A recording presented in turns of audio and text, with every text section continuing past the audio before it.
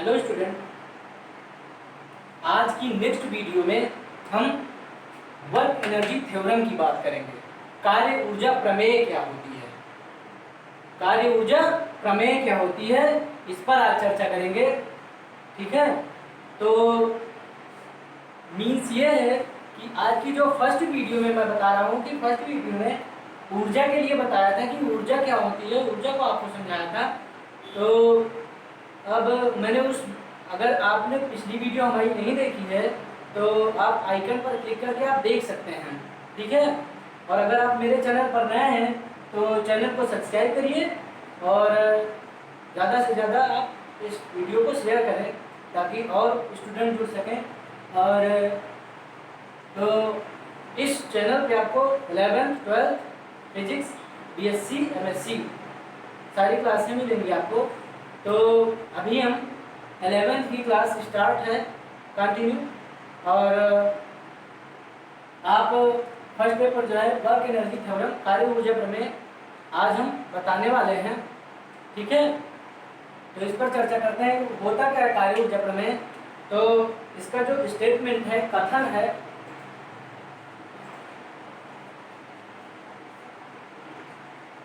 कथन जो है कार्य ऊर्जा प्रमेय का, कहा गया है कि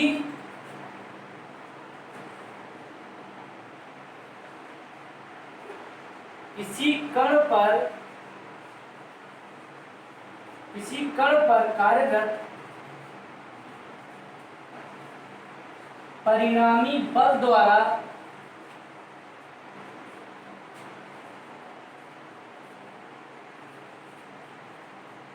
बल द्वारा किया गया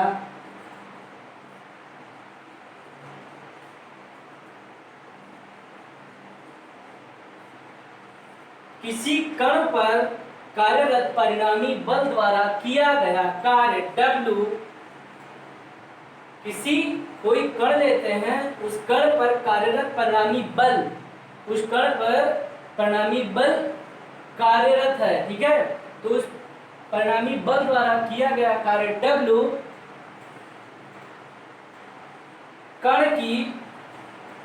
इस कण की गतिज ऊर्जा में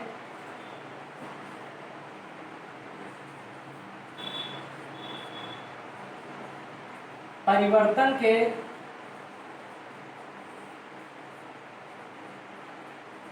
बराबर होता है।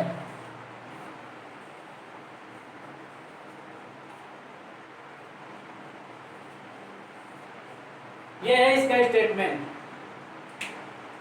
कि किसी कण पर कार्यरत परिणामी बल द्वारा किया गया कार्य W कण की गतिज ऊर्जा में परिवर्तन के बराबर होता है। W बराबर डेल्टा के बराबर Kf माइनस Ki। ओके, ये हमारा कार्य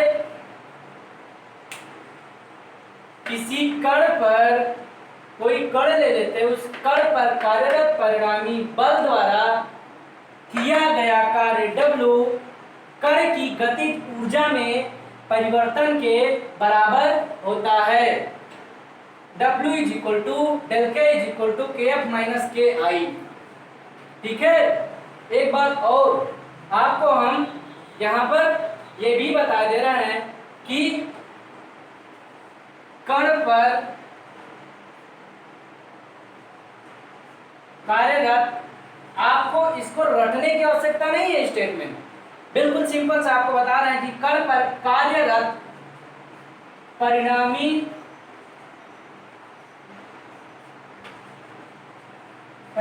बल द्वारा, कण पर कार्यरत परिणामी बल द्वारा किया गया कार्य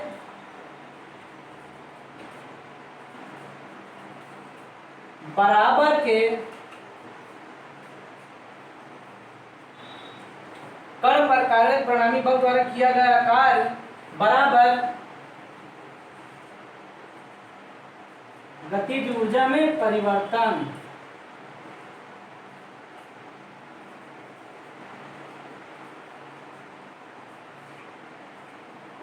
गतिज ऊर्जा में परिवर्तन के बराबर होता है। आप इसको स्टेटमेंट अगर न तैयार कर पाए तो आप इसको भी तैयार कर सकते हैं कि कण पर कार्य प्रणाली बल द्वारा किया गया कार्य बराबर के गतिज ऊर्जा में परिवर्तन। ठीक है, तो कुछ स्टूडेंट जैसे कहते हैं कि ये जो है स्टेटमेंट इसका लंबा है, तैयार नहीं हो पाएगा, तो इसको शॉर्ट में आप तैयार कर सकते हैं कि कण पर कार्य प्रणाली बल द्वारा किया गया कार्य बराबर का गतिज ऊर्जा में परिवर्तन। सिंपल सा है। और आप जो है इसमें इसमें क्या कहा गया है, ये भी इजी है, लेकिन जो है आप लोग जो है बहुत से सरल तरीके अपनाना चाहते हैं कि जितनी जल्दी हो सके कुछ तैयार हो जाए, तो उससे अच्छा क्या है।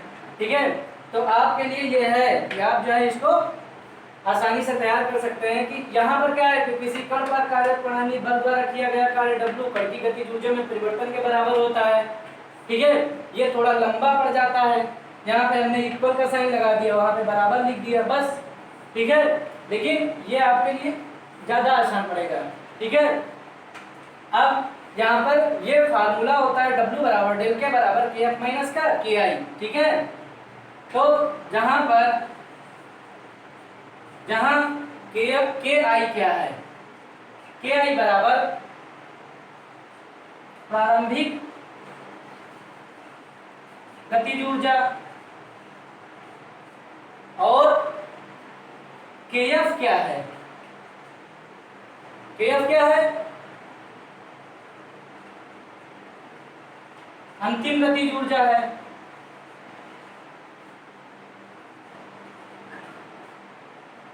अंतिम गतिज ऊर्जा है।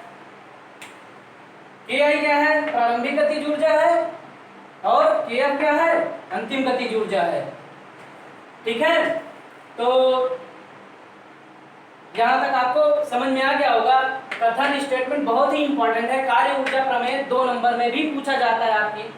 आपकी क्लास में 11th में फिजिक्स में कार्य ऊर्जा प्रमेय 2 नंबर में पूछी जाती है, बहुत ही इंपॉर्टेंट है। और आप आगे पढ़ेंगे BSc में भी, तो उसमें भी जो है उसके लिए भी बहुत ही इंपॉर्टेंट है। ठीक है, तो वर्क एनर्जी थ्योरम बहुत ही इंपॉर्टेंट है। अब हम इसके बाद आपने यहाँ तक पढ़ ही लिया है, तो हम इसको मिटाते हैं। ठीक है, तो इसके आगे हम आपको बताते हैं, इसमें थोड़ा सा और है कार्य ऊर्जा प्रमेय में। ये तो फार्मूला है इसका कि वर्क जो है वो गतिज ऊर्जा में परिवर्तन के बराबर होता है। ठीक है, बहुत ही इजी है, आप इसको याद रखेंगे तो आपको कार्य ऊर्जा प्रमेय याद रहेगा, और आप लिख भी सकते हैं। ये जो है ये लाइन भी आप जो है तैयार कर लेना, बहुत ही इंपॉर्टेंट है ये। इसको तैयार कर लेंगे, इज इक्वल टू बराबर गतिज ऊर्जा में परिवर्तन। ये जो है आपके लिए इजी हो जाएगा, इतना लंबा तैयार करने की जरूरत नहीं पड़ेगी। ठीक है, और यहाँ पर जहाँ पे ये भी याद रखना हमेशा कि KI क्या है, प्रारंभिक गतिज ऊर्जा है, और कण की प्रारंभिक गतिज ऊर्जा है, और KF क्या है, कण की अंतिम गतिज ऊर्जा है। ठीक है, तो अब हम इसके आगे आपको कार्य ऊर्जा प्रमेय में 3 कंडीशन है, वो भी आप देख लीजिए।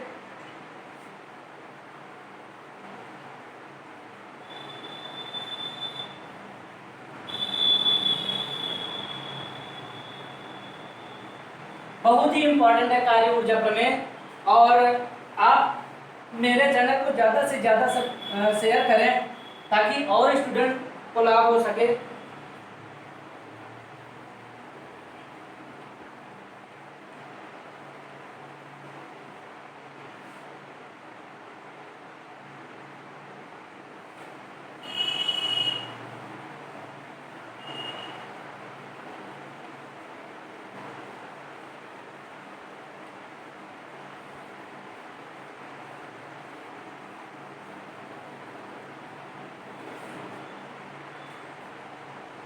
अब हम 3 कंडीशन आपको बता रहे हैं।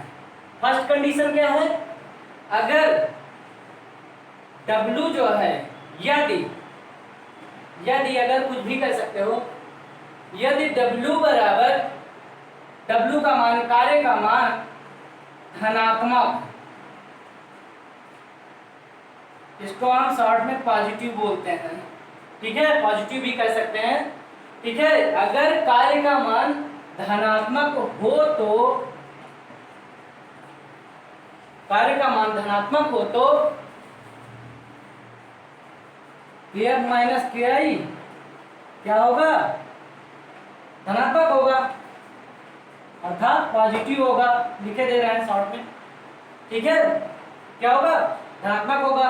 अथवा ये भी कह सकते हैं क्या कि KF is greater than KI के।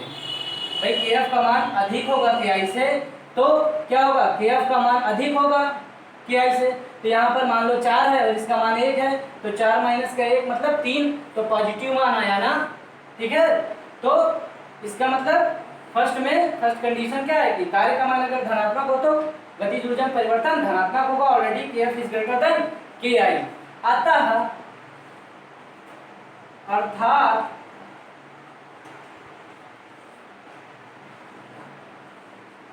गतिज ऊर्जा बढ़ जाती है। गतिज ऊर्जा बढ़ जाती है और यहीं पर बस केवल और कुछ चेंज नहीं करना है, हम आपको यहीं पे बता दे रहे हैं। थोड़ा थोड़ा चीज चेंज करना है। यहाँ पर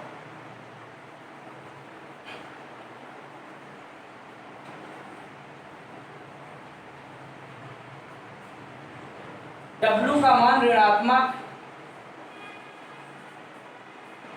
हो तो KF माइनस KI निगेटिव क्या होगा? अर्थात ऋणात्मक होगा ये भी, ठीक है। कार्य का मान ऋणात्मक है तो गतिज ऊर्जा में परिवर्तन भी ऋणात्मक ही होगा, ठीक है। अथवा ये भी हम कह सकते हैं कि KF is less than KI। भाई KF का मान KI से कम होगा तभी तो मान ऋणात्मक आएगा। भाई KI का मान अधिक है, यहाँ पे 4 है, यहाँ पे 1 है, तो क्या होगा? ऋणात्मक मान तो आएगा, ठीक है। तो ये फिर ये भी कह सकते हैं KF is less than KI के, ठीक है। अर्थात गतिज ऊर्जा यहाँ पे क्या होगी? दूसरे कंडीशन में ऊर्जा घट जाती है, ठीक है। अर्थात गतिज ऊर्जा क्या होती है? घट जाती है, ठीक है। अब तीसरा कंडीशन है, बहुत ही छोटी कंडीशन है ये। अगर यदि W बराबर 0 हो, अगर W अर्थात कार्य का मान 0 हो तो KF माइनस KI बराबर का क्या होगा? 0 होगा। भाई जब KF माइनस KI 0 होगा तो क्या होगा? ये ऑलरेडी अथवा करके हम लिख सकते हैं KF बराबर KI के।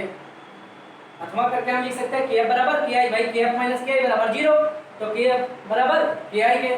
तो KF का मान KI के बराबर होगा तभी तो KF माइनस KI में मान रखेंगे तो वैल्यू क्या आएगी? 0। KF का मान 4 है, KI का मान 4 है, तो 4 माइनस 4 बराबर का 0, ठीक है। तो ये तीसरी कंडीशन है कार्य ऊर्जा प्रमेय की, ठीक है। तो यहाँ पर क्या होगा? इसमें क्या था कि अर्थात गतिज ऊर्जा घट जाती है। दूसरे पॉइंट में, पहले पॉइंट में क्या था कि धनात्मक था तो उसमें गतिज ऊर्जा बढ़ जाती है, और तीसरे पॉइंट में जब कार्य 0 है तो इस केस में गतिज ऊर्जा क्या हो रहती है? गतिज ऊर्जा नियत रहती है,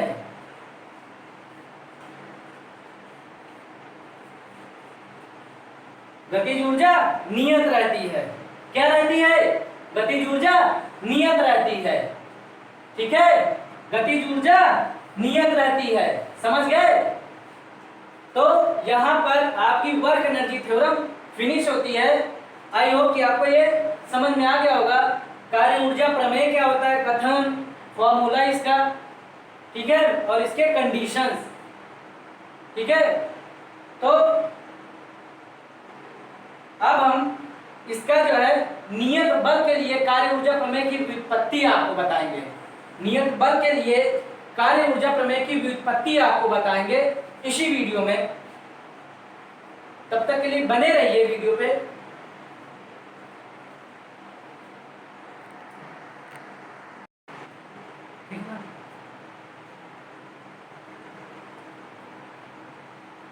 अब हम नियत बल के लिए कार्य ऊर्जा प्रमेय की व्युत्पत्ति करेंगे। अगर आपने हमारी पिछली वीडियो नहीं देखी, कौन सी, नियत बल के लिए जो हमने कार्य का फॉर्मूला जो डिराइव किया है, अगर वो पिछली वीडियो नहीं देखी तो देख लीजिए, बहुत ही इंपॉर्टेंट है, यहाँ पे वो यूज होगा फार्मूला, ठीक है। हम बताएंगे वहाँ पे भी, लेकिन अगर आपने नहीं देखा है वो वीडियो तो आप देख लीजिए, बहुत ही इंपॉर्टेंट है वो, ठीक है।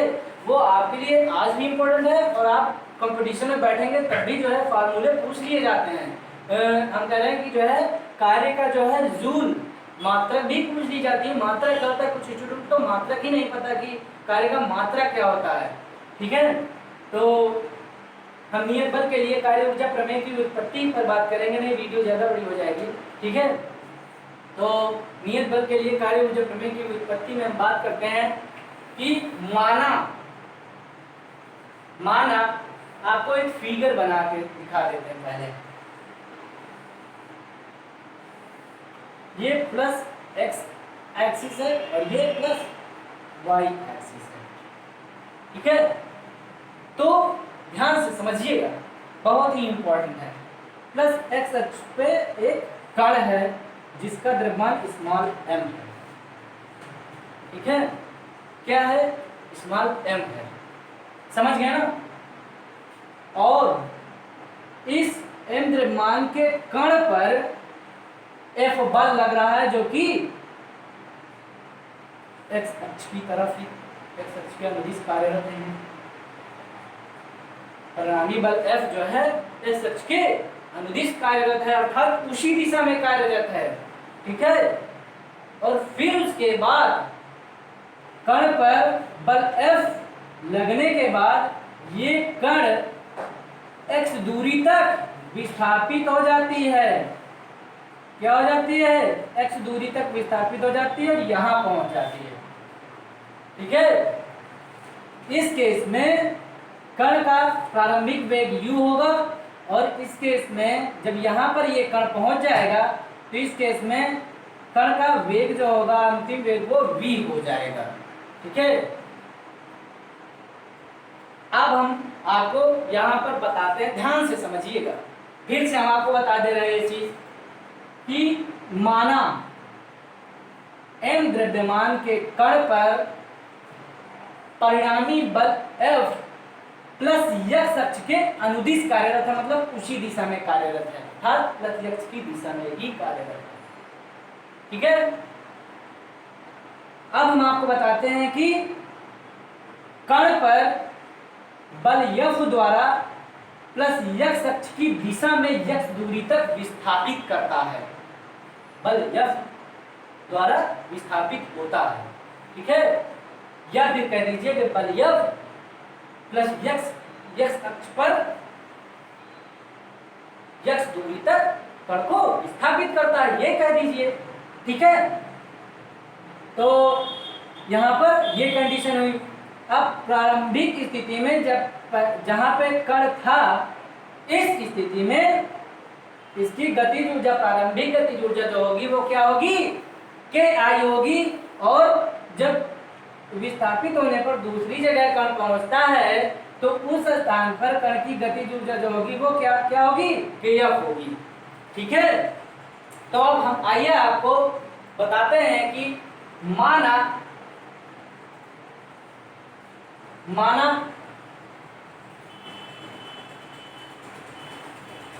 यहां से शुरू करते हैं, नहीं आएगा नहीं पूरे। माना m द्रव्यमान के हमने माना हमारे पास m द्रव्यमान का कण है, माना m द्रव्यमान का कण, माना m द्रव्यमान का कण जिस पर परिणामी बल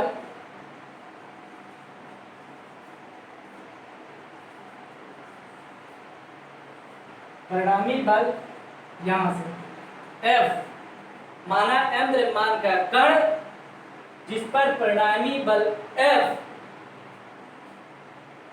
प्लस x अक्ष,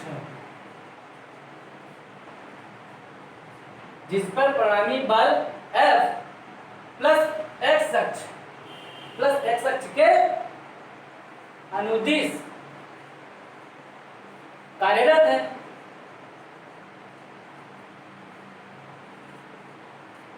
क्या है? कार्यरत है। तो क्या कहा मैंने, ध्यान से सुनिएगा। माना m द्रव्यमान का कण जो है ले लिया हमने, ठीक है। काफी स्टूडेंट जो है इसको नहीं लिख पाते हैं, तो आपसे हम कह रहे हैं कृपा करके कि आप लोग जो है कोई भी डेरिवेशन सॉल्व करिए या फिर व्युत्पत्ति करिए, किसी चीज का डिराइव करिए, तो आप ये स्टार्ट में जरूर लिखिए क्या है, आप उस चीज में क्या सपोज कर रहे हैं, कण का द्रव्यमान क्या है, उसकी वेग क्या है, ये सारी चीजें आप स्टार्ट में लिखना पड़ता है, तभी जो है मार्क्स मिलते हैं। ऐसे नहीं मिलते हैं कि आपने सारा डिराइव कर दिया और चले आए, मैंने तो सारा किया पेपर में, ठीक है। तो ऐसा नहीं है, आपको ये सारी चीजें लिखनी पड़ती, फिगर बना के आपको समझाओ उसको, ठीक है। तो माना m द्रव्यमान के कण पर जिस पर परिणामी बल F प्लस x अक्ष के अनुदिश कार्यरत है, ठीक है। तो बल F फिर से हम कह रहे हैं कि यही बल है, बल F कण को प्लस x अक्ष की दिशा में ही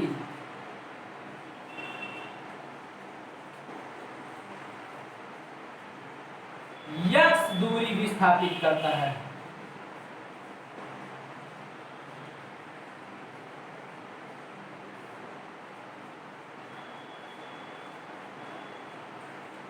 प्लस x दूरी विस्थापित करता है, ठीक है।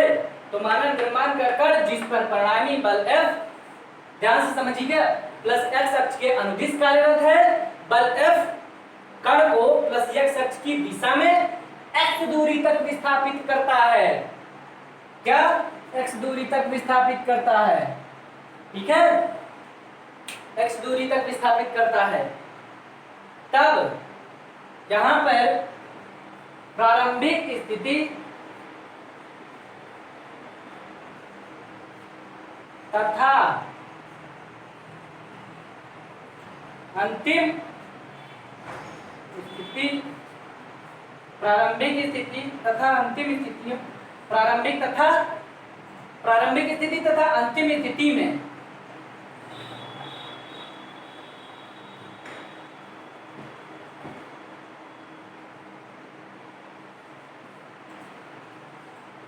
कण का वेग,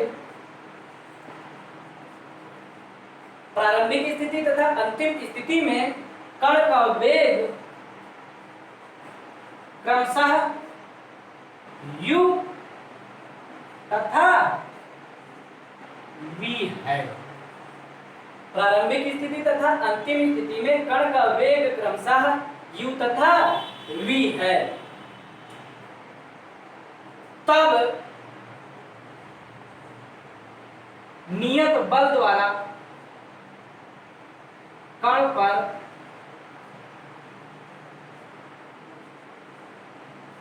नियत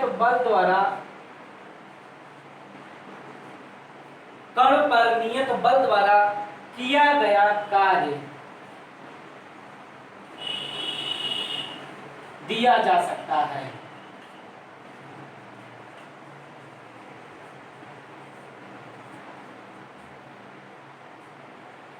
कण पर नियत बल द्वारा किया गया कार्य दिया जा सकता है।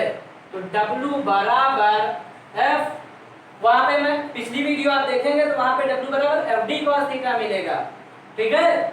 यहाँ पर भाई वहां पे D विस्थापन दिया था और यहाँ पे कितनी दूरी तक विस्थापित करता है, x दूरी तक विस्थापित करता है। तो यहाँ पर हम D के स्थान पर क्या लेंगे, x, तो Fx cos 0 डिग्री, यहाँ पे थीटा का मान क्या है, 0 है। आप पिछली वीडियो देखेंगे तो आप समझ जाएंगे, ठीक है, क्योंकि ये उसी दिशा में यहाँ पर बल जो है, बल और यहाँ पर जो विस्थापित कर रहा कण पे, उस पे उनके बीच जो है कोण क्या है, एंगल क्या है, 0 है, ठीक है।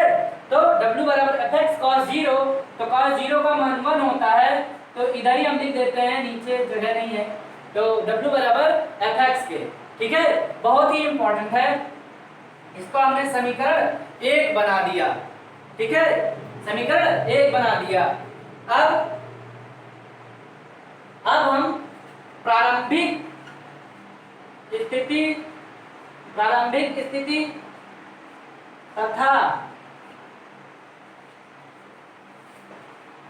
अंतिम स्थिति, प्रारंभिक स्थिति तथा अंतिम स्थिति में गतिज ऊर्जा क्रमशः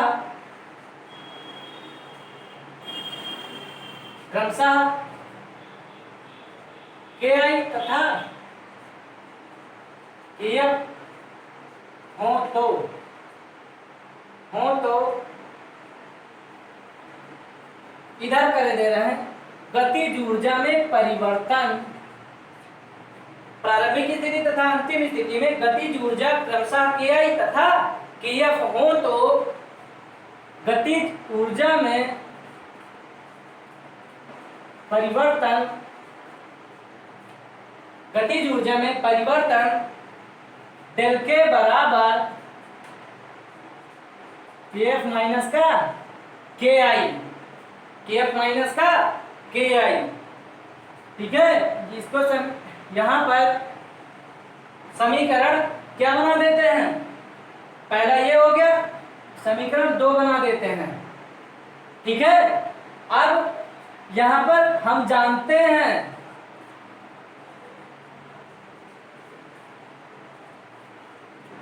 गतिज ऊर्जा का फार्मूला K बराबर क्या होता है, हाफ mv², ठीक है। तो यहाँ पर Kf के केस में, ठीक है, जो अंतिम स्थिति में कण का वेग जो है v यूज करेंगे, तो अंतिम स्थिति में यहाँ पे कण का वेग v यूज करेंगे, और प्रारंभिक स्थिति में कण का वेग क्या u है, तो यहाँ पे प्रारंभिक गतिज ऊर्जा में जो वेग यूज होगा फार्मूले में वो यहाँ पे u यूज करेंगे। तो हम आपको दिखा दे रहे हैं Kf जो होगा वो हाफ mv² यूज करेंगे, और Ki बराबर जो होगा वो हाफ mu² होगा, ठीक है। क्योंकि यहाँ पर हमने लिख दिया प्रारंभिक स्थिति में कण का वेग u होता है, अंतिम स्थिति में क्रमशः करके लिख दिया है, इसीलिए लिख दिया, ठीक है। अंतिम स्थिति में v होगा, तो अंतिम स्थिति में v रख दिया है वेग, और प्रारंभिक स्थिति में u, ठीक है। ये समझने का इंपॉर्टेंट पॉइंट है, यहाँ पे समझिए आप ध्यान से, ठीक है, क्योंकि स्टूडेंट यहाँ पे भी गलत कर देते हैं, ठीक है। तो Kf = हाफ mv², Ki बराबर हाफ mu², ठीक है। तो यहाँ पर हम ये वैल्यू जो है इस समीकरण 2 में रख देते हैं, इसको समीकरण 3 बना दिया हमने, ठीक है। तो समीकरण 2 और 3 से, या फिर ये लिख सकते हैं कि समीकरण 3 का मान समीकरण 2 में रखने पर, समीकरण 3 का मान समीकरण 2 में रख देते हैं। इस ये समीकरण जो है 3 का मान समीकरण 2 में रख देते हैं, Kf का मान Kf के स्थान पर, Ki का मान Ki के स्थान पर, ठीक है। तो यहाँ पर हम लिख देते हैं कि Kf के स्थान Ki का मान डेल के बराबर हाफ mv² माइनस का हाफ mu², ठीक है। डेल के बराबर हाफ mv² Kf के स्थान पर Kf की वैल्यू और Ki के स्थान पर Ki की वैल्यू हमने रख दिया है, ठीक है।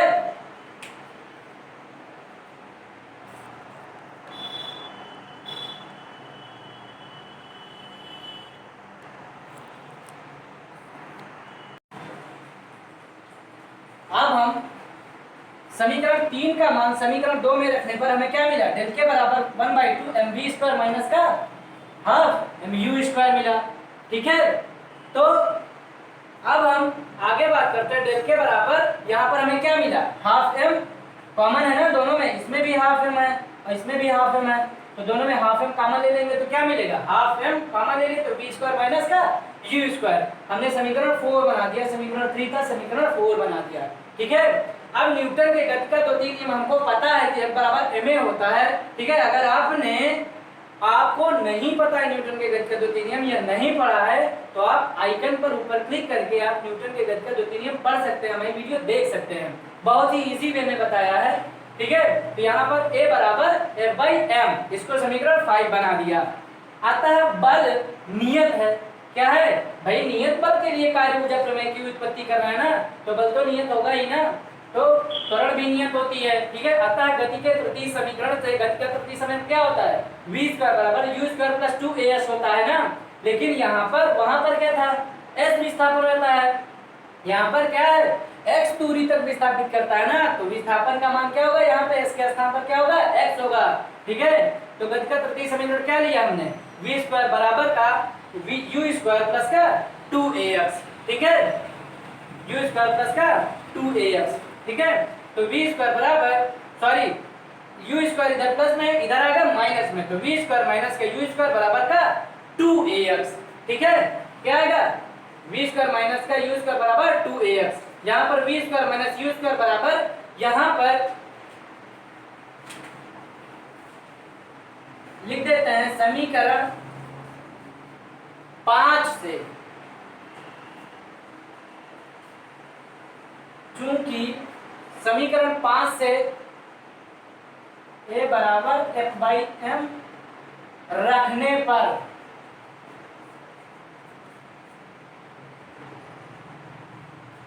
ठीक है, चूंकि समीकरण 5 से A बराबर F/m रखने पर, तो समीकरण 5 से A के स्थान पर F/m ले लिया यहाँ से, और यहाँ पर क्या कर दिया, रख दिया, A के स्थान पर F/m रख दिया हमने, ठीक है। तो यहाँ पर क्या मिला हमें, यहाँ पर 2 इंटू में है तो इधर आएगा हाफ में आ जाएगा, और m क्या है, अपान में है तो इधर क्या आ जाएगा, इंटू में, गुणा में आ जाएगा, ठीक है, और 2 इधर गुणा में तो इधर भाग में आ जाएगा, तो 1/2 m into v² minus u²।